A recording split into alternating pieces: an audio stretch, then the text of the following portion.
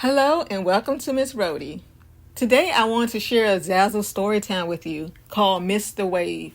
How I lost thousands of dollars in sales by not adapting fast enough. Buckle up because I am about to take you on a ride. Today I want to share a hard but honest lesson from my Zazzle journey. There was a time on Zazzle where I resisted change, stuck to what used to work, while the marketplace evolved without me. It all started with my best-selling item to date, my best grandpa ever photo t-shirt. When I created it in March 2018, I had a gut feeling about it, that it would be a hit. I just knew. But to my surprise, sales started slowly. My first sale didn't come until June, which was 3 months later, right before Father's Day, with only 4 sold that month and 1 more in July. Frustrated, I vented to my best friend about my lack of t-shirt sales. I believed in the design, and I couldn't understand why it wasn't taking off. Moment of breakthrough, a customer from Arizona. Months passed with no activity, until just after Thanksgiving, when I finally made my 6th sale, a woman in Arizona. I was thrilled. Finally, another sale. The very next day, a man from Chicago bought a shirt too. Encouraged by the holiday momentum, I started seeing a 1-a-day sale throughout December. I'll never forget the joy of getting 2 sales in a single day.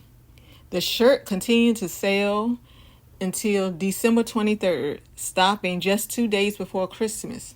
However, I was happy with my results. I ended the year with about 27 total sales of that one t-shirt, which was a world record for me. I was so elated, I felt like I was on cloud 9. After Christmas, I didn't expect more sales until Father's Day. Maybe a few here and there for birthdays or retirement gifts, I thought. But to my surprise, orders picked up in early January. Some customers even purchased 2 or 3 shirts separately, likely customizing them for different people, which boosted my sales rank. Weekly sales continued to grow, and by Father's Day, I had sold over 100 t-shirts. I also started receiving monthly payouts, and the increased traffic led to sales of other products in my store as well. After that 2019 Father's Day, I began having daily sales for the next 3 years. I crossed over 1,000 shirts sold by 2021. The sales even continued in spite of the pandemic. I didn't have to do anything. They just kept selling on their own. However, by mid-2022, I noticed my best-selling t-shirts slowing down. I think I had reached around 2,000 sales when I noticed a drastic change. What started as occasional missed days turned into weeks, then months without a single sale from that t-shirt. At first, I blamed the economy or a drop in consumer demand. But the decline wasn't gradual. It was sudden, like my sales had fallen off of a cliff. Although I noticed my sales declining after 2022 of that t-shirt, I didn't investigate further since I was still receiving monthly payouts because I was still selling other products. However, the payouts were getting smaller each month. I had worked so hard to scale my business up, only to watch things collapse right in front of me. By 2024, the monthly payouts stopped, with me struggling to earn the 6 payouts I received for that whole year. This summer, I started investigating. As 2025 came in, I noticed that my sales were comparable to 2015 through 2017, which was like around the beginning of my journal on Zazzle, when I was just learning the platform and establishing my footing. Those sales did not reflect someone who had been on Zazzle's platform for over 12 years. It felt unusual, so I started digging deeper. As a teacher, Research is second nature to me. And since I'm on summer break, I decided to use this downtime to seriously analyze my analytics in Zazzle's platform. The first thing I noticed, all the top-selling products had cover photos. Even some had videos. I'll admit, I was stubborn at first about using cover photos. When Zazzle introduced the idea back in 2022, I felt overwhelmed. After all, I had been on Zazzle for years and had thousands of products. I didn't know how to create a cover photo, and the idea of learning felt exhausting. Would I need to buy Photoshop? Would I need to learn new design skills? How would I put cover photos on thousands of products? However, the year 2022 really stood out to me this summer. And that was when I discovered that was the actual year Zazzle introduced cover photos. The same year my sales started free falling. It hit me like a light bulb moment. I started connecting the dots and realized I had completely underestimated the power of cover photos. Then during my research, I came across a 2023 statement from Zazzle, which I'll paraphrase. They basically said that they will begin prioritizing products with cover photos.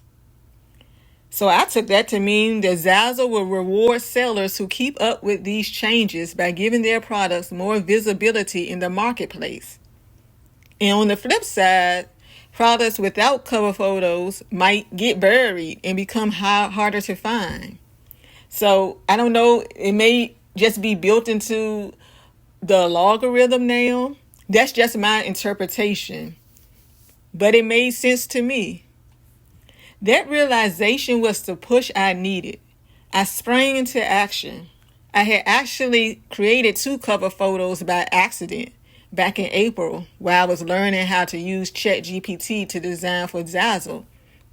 So I decided that it was time to lean in and start taking cover photos seriously.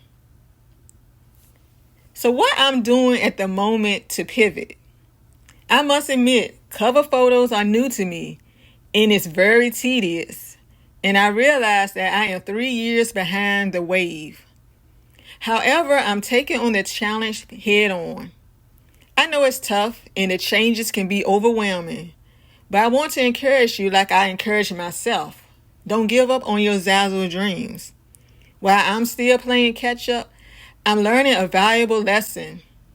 Tides are always shifting, and what worked yesterday may not work today.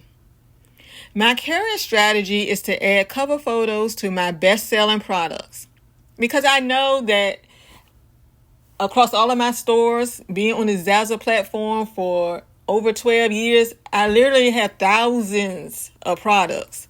So I know that it's not feasible for me to try to put a cover photo on each product. However, my best sellers, I will be putting cover photos on them. And I actually am starting to enjoy creating cover photos because I can set the tone, evoke emotion, and tell a story with each item. Right now, my priority is to give each of my top products a strong visual presence.